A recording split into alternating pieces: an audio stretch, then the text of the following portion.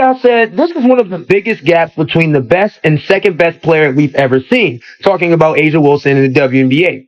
And I'm confused because I'm seeing fans bring up Caitlin Clark. Like, don't get me wrong, she's really good, but she's barely the best guard in the league, let alone the best player in the league. All the MVP candidates on points generated per game, points scored, points generated, and by assists. Now, as you guys can see here, Caitlin Clark got hurt at the beginning of this season, but she's doing this with only 31 games. So when we sit up here and say Caitlin Clark is not the greatest, at least right now, you're lying to yourself because she clearly is. The numbers don't lie. Caitlin Clark is also first in the WNBA in total points created. She is first in the WNBA in points per game created. She is first in points per minute when she is on the court. Leads the league in assists per game, and she is also third overall in scoring this season. It's Asia Wilson, Olivia Miles, Kelsey Mitchell. Can I get there? Oh, my bad. Kelsey Mitchell, Paige Bueckers. You hear in that clip, Aaliyah Boston jumps in as Candace is speaking and says, make sure that you say Kelsey Mitchell. Now, who Aaliyah Boston didn't mention, who Candace didn't mention, was Caitlin Clark. And this has obviously sparked up. Caitlin Clark just made WNBA history.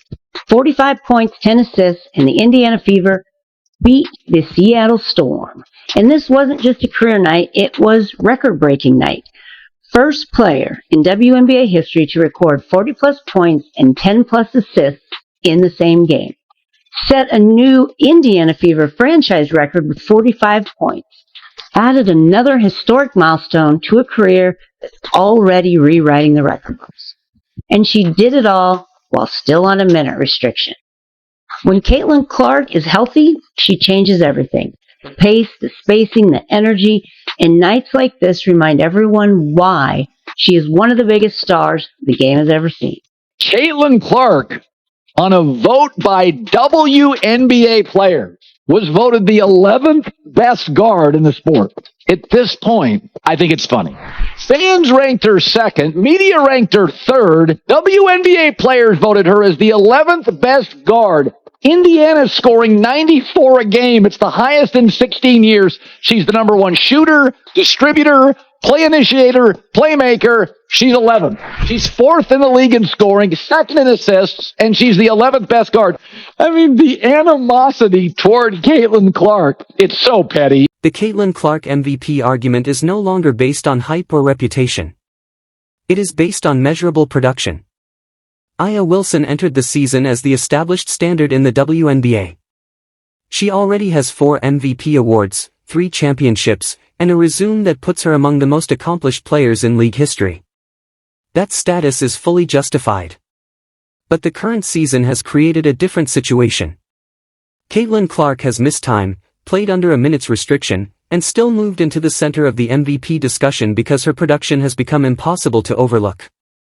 Clark currently ranks first in the WNBA in total points created, first in points generated per game, first in points generated per minute, and first in assists per game. She is also third in the league in scoring. Those numbers become even more significant when her limited availability is considered. She has produced those results while playing fewer games than several of the players she is competing against for the same award. Then came the performance that gave the entire argument a historic foundation. Against the Seattle Storm, Clark scored 45 points and recorded 10 assists. That made her the first player in WNBA history to finish a game with at least 40 points and 10 assists. The 45 points also established a new Indiana Fever franchise record. What makes the performance even more impressive is that Clark accomplished it while still under a minutes restriction. She played only 29 minutes, scored 16 points in the fourth quarter, and played a major role in Indiana's comeback after the Fever trailed by 6. This was not simply a high-scoring game. It was a record-setting performance produced in limited minutes. Clark's production has also expanded beyond her traditional strengths. This season, she has made a career-high 32 mid-range shots. That total is higher than the number she made during her first 2 professional seasons combined. That development changes the way defenses can approach her. Defenders can no longer simply give her space in the mid-range and expect that strategy to work consistently. Her passing creates another problem. Clark has generated more than 40 points in a single game through her own scoring and assists, a mark identified by ESPN as the highest total in WNBA history. That statistic measures more than scoring ability. It shows how directly she influences the total production of the offense. When Clark scores, she creates points. When she passes, she creates points. And when she controls the offense, she creates opportunities for the entire Indiana lineup. That is the central reason her MVP case has become so strong. Earlier in the season, WNBA players voted Clark as the 11th best guard in the league. At that point, her placement suggested that many players did not view her as one of the very best guards in the WNBA. Her performance since then has provided a very different answer. Over a 10-game stretch, Clark has averaged 24.7 points and 9 assists per game while shooting 47% from the field and 41% from three-point range. Those numbers represent elite-level production. And Clark is doing more than putting up statistics. Her production is directly connected to Indiana's offensive success. The Fever have become one of the league's highest-scoring teams, and Clark is a major reason why. Her ability to score, distribute, initiate the offense, and create opportunities for teammates gives Indiana an offensive engine that is difficult to replace. That is why the MVP discussion has changed. The question is no longer whether Caitlin Clark belongs among the league's best players. The measurable evidence has already placed her there. The real question now is whether her production is strong enough to overtake established MVP candidates such as Aya Wilson. And with Clark continuing to produce at this level, that question is becoming increasingly difficult to dismiss.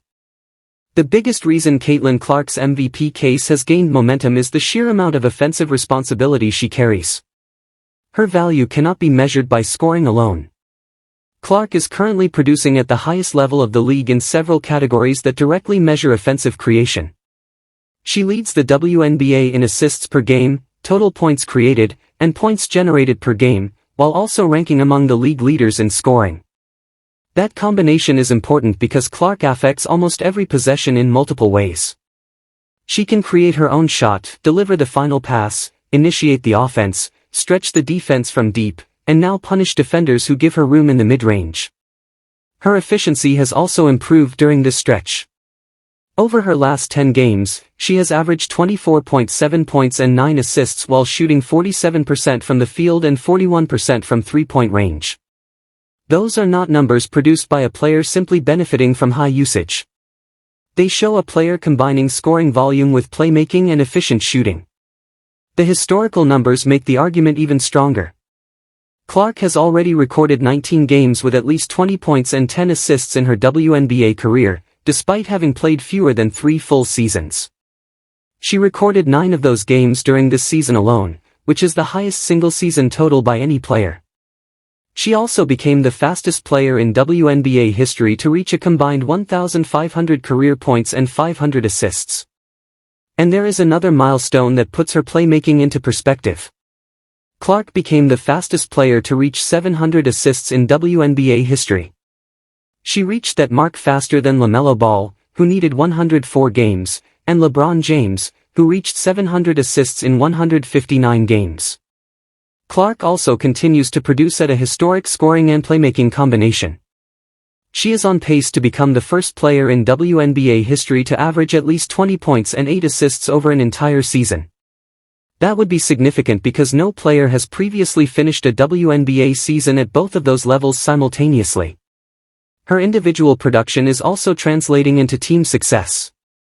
The Indiana Fever have moved into first place in the Eastern Conference and 4th overall. They have won 7 of their last 9 games, with an average winning margin of 14 points during that stretch. Clark has been a major factor in that improvement. Her 45-point, 10-assist performance came during the opening game of that winning stretch, adding 4 steals and 2 blocks to an already historic offensive performance. The Fever are not simply winning while Clark puts up numbers.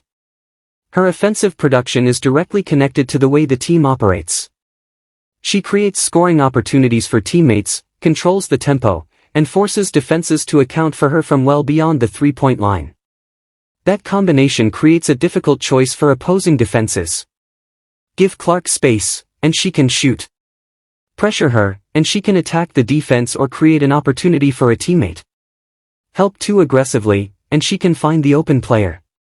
That is why her points created numbers are so important. They show the total offensive impact generated through her individual scoring and playmaking. Clark has also been recognized repeatedly throughout the season. She has been named Conference Player of the Week 4 times.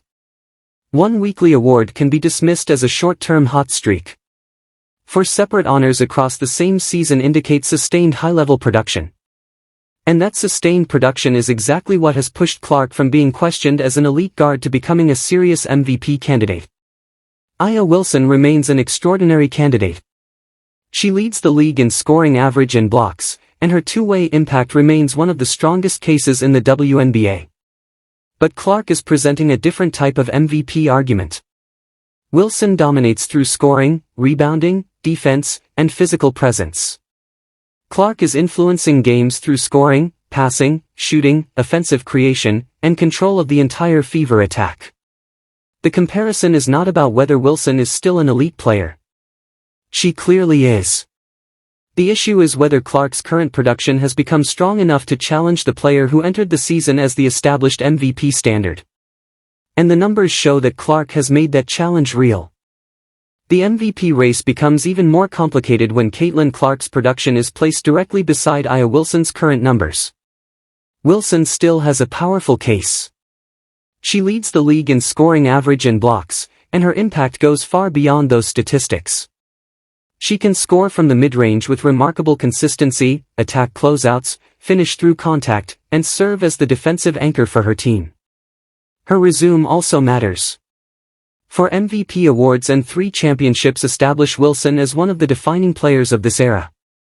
But an MVP award evaluates what a player is accomplishing during the current season. And that is where Clark has created a serious challenge. Clark is producing more offensive creation in several major categories while playing fewer games than some of the players around her in the race. She leads the league in total points created, points generated per game, points generated per minute, and assists per game. That creates a very specific argument. Clark is not necessarily outperforming Wilson in every individual category. Wilson has advantages, particularly in scoring average and shot blocking. The argument is that Clark's overall offensive impact has reached a level that can no longer be ignored when evaluating the MVP field. The timing of her rise makes it even more significant. At one point, Clark was not even being placed among the top 5 candidates by some discussions surrounding the award. She was also voted the 11th best guard by WNBA players. Now, the same player is leading the league in several offensive creation categories and producing historic statistical milestones.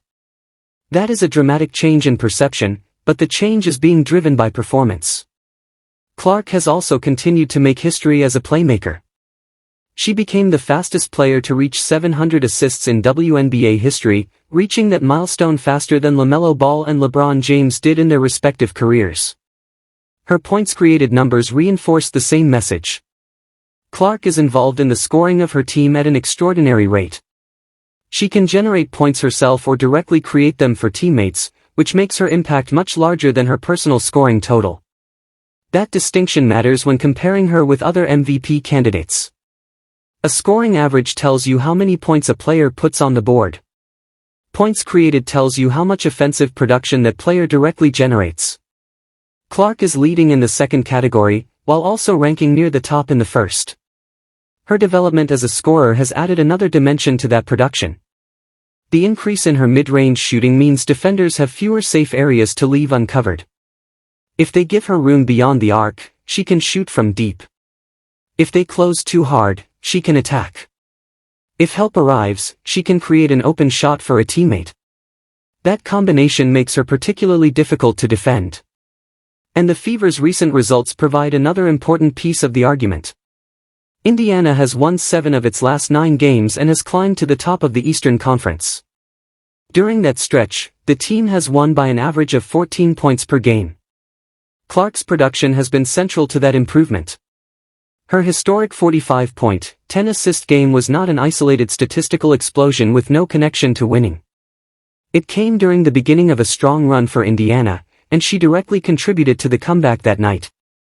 That matters because MVP discussions are rarely based on individual statistics alone. Team success matters. So does consistency. And Clark has provided both during this stretch. She has also received Conference Player of the Week recognition 4 times this season, showing that her recent level of performance has been recognized repeatedly rather than only once. The result is a race that looks very different from where it began. Wilson still has the established resume and remains one of the most dominant two-way players in the league. But Clark has built her case through current production, historic records, offensive efficiency, playmaking, and team success. That distinction is important. Wilson does not need to become a worse player for Clark's MVP case to become stronger.